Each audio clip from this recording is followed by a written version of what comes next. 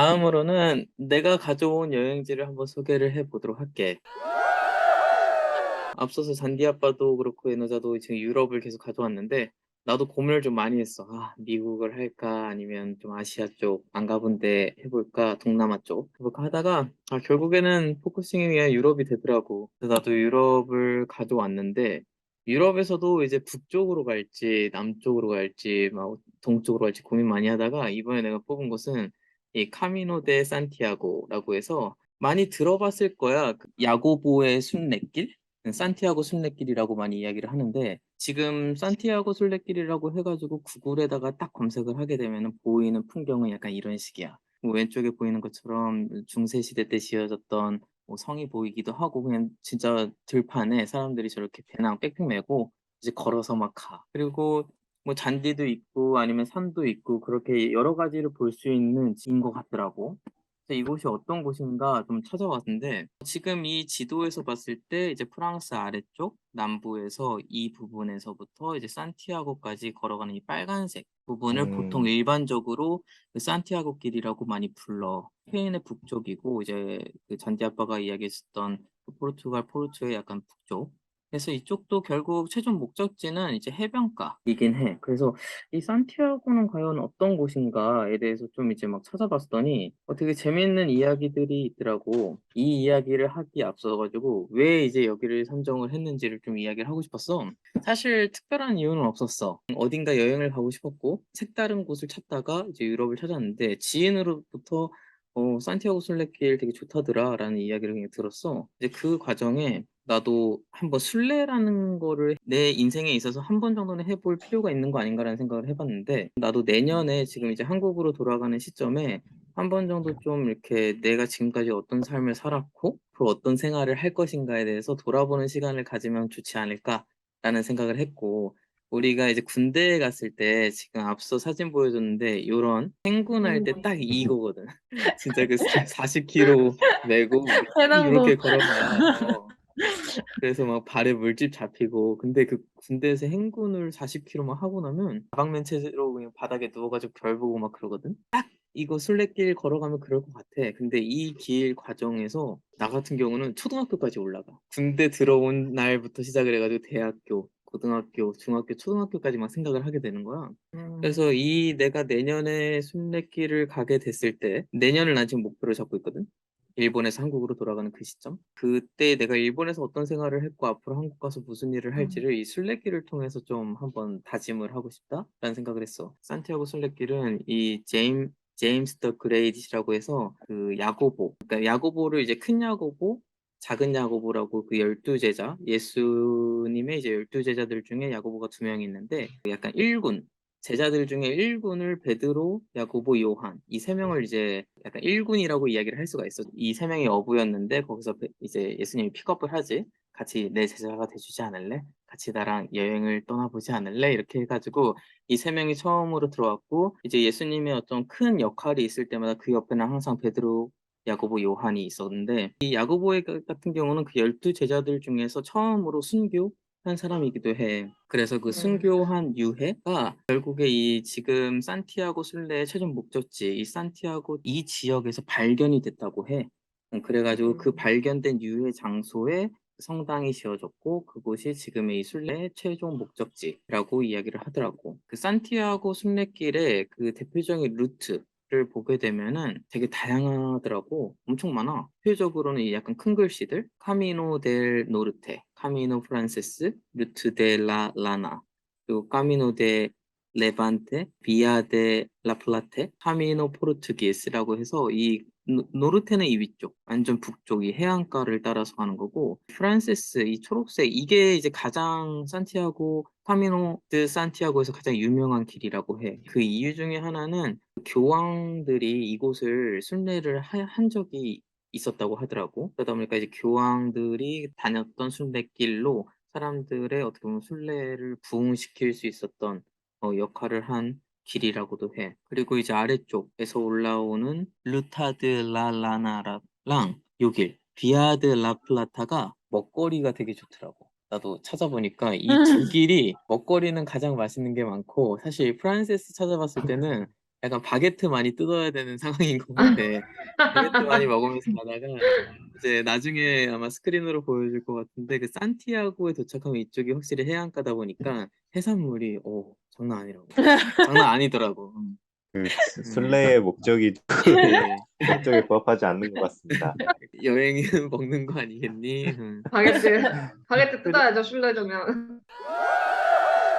그리고 이제 또 하나 내가 만약에 순례길을 몇 번 갔더라면 이 프란세스라든지 이 노르테를 경험해 봤더라면 나는 이제 포르투기스 이쪽을 택했을 것 같아. 나도 포르투갈에 대한 되게 로망이 있고 오늘 잔디 아빠를 통해서 그 포르토에 대한 이미지도 보니까 다시 너무 가고 싶어져 가지고 이쪽으로 한번 순례길을 올라가는 것도 좋지 않을까라는 생각도 해 봤는데 일단 나도 이번이 처음이기 때문에 내년에 가게 된다면 아마 카미노 프란세스 를 통해서 가지 않을까 생각이 좀 들어. 이제 이곳을 보게 되면은 대표적으로는 이 론세스발레스 이제 이쪽을 시작점으로 해 가지고 대표적인 도시가 부르고스, 그리고 레옹, 그다음에 세브레이로, 그리고 산티아고가 있는데 그 중간에도 이제 다양한 도시들이 있어. 좀 찾았던 건물들은 약간 이런 풍경이 보이더라고. 나도 이제 건물에 대한 상세한 정보는 아직까지는 파악은 하지 않았는데 이곳에서도 이제 수도원이 상당히 많았고 성당도 많았고 근데 가장 되게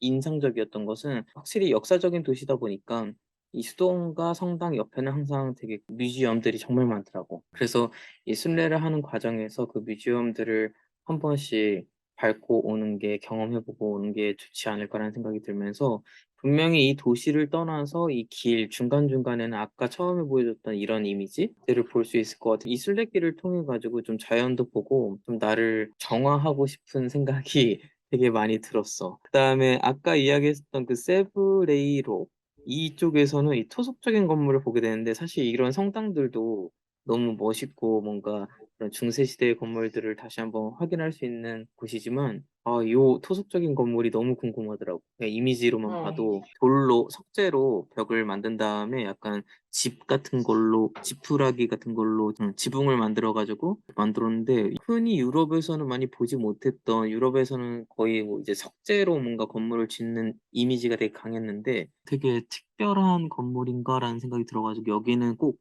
한번 확인해 보고 싶더라고. 그리고 아까 이야기했었던 음식은 약간 요런 느낌이야.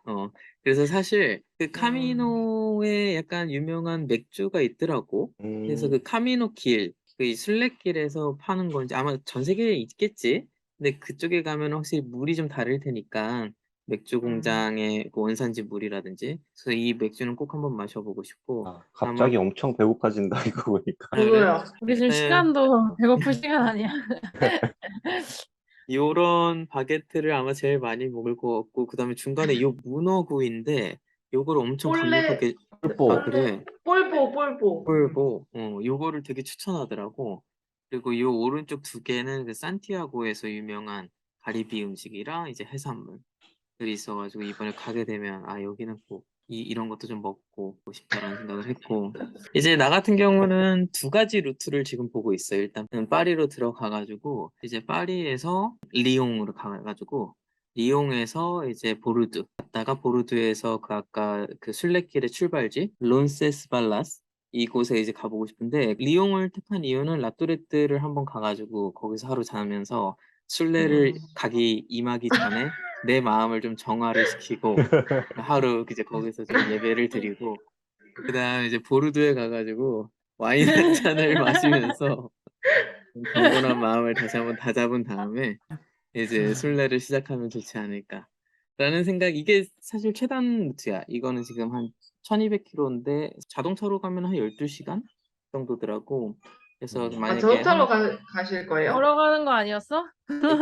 지금 이 순례길 가기 전 순례길에 어, 들어가기 파리에서 순례길 가기 전까지는 차로 움직이고 순례길에서부터는 걸어서 움직일 생각인데 만약에 걸어서 걷는 거리는 얼마나 돼? 한 800km? 카미노 프란세스는 780km로 하루에 40km. 25km씩 그 31일 정도 잡으면은 이제 넉넉하진 않고 약간 표준적으로 가고 넉넉하게 가려면 한 40일 잡아야 된다고 하더라고. 그래서 나 같은 경우는 이제 순례길은 이제 32일 정도를 잡고 있고 그 앞에 한 15일 그래서 한 총 한 45일 정도를 유럽 여행을 해볼까 생각 중인데 만약에 이 기간을 짧게 잡아야 된다고 하면 지금 루트 첫 번째 거 요렇게 가고 이제 기간을 좀 길게 잡아도 된다. 좀 시간적인 여유가 있다. 그러면 요 아래 루트 두 번째 루트로 가고 싶어.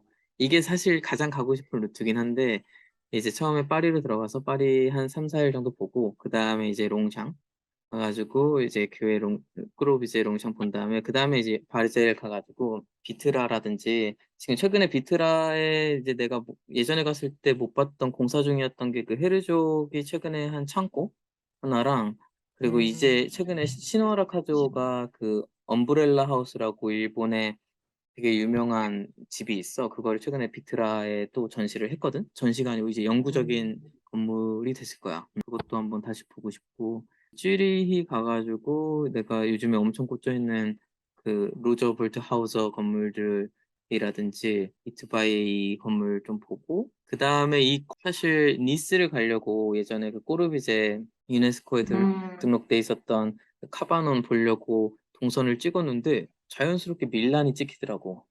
안 갈 수가 없잖아. 그럼 밀란 가서 밀란 보고 이탈리아 밀란 이렇게 니스 쪽 온 다음에 여기서 이제 리옹 가가지고 여기서부터는 아까 그 루트 보르드 가가지고 이제 순례길로 가는 요 루트를 딱 만들었는데 오 되게 재밌는 여행이 될 것 같은 느낌이 막 지금부터 들면서 뭔가 설레는 거야. 그래서 요즘에 이 근처에 있는 가고 싶은 곳을 엄청 찾고 있어. 그래서 지금 이 초록색 마킹이 내가 가고 싶은 곳을 지금 조금씩 모아놓고 있는 어, 상태야.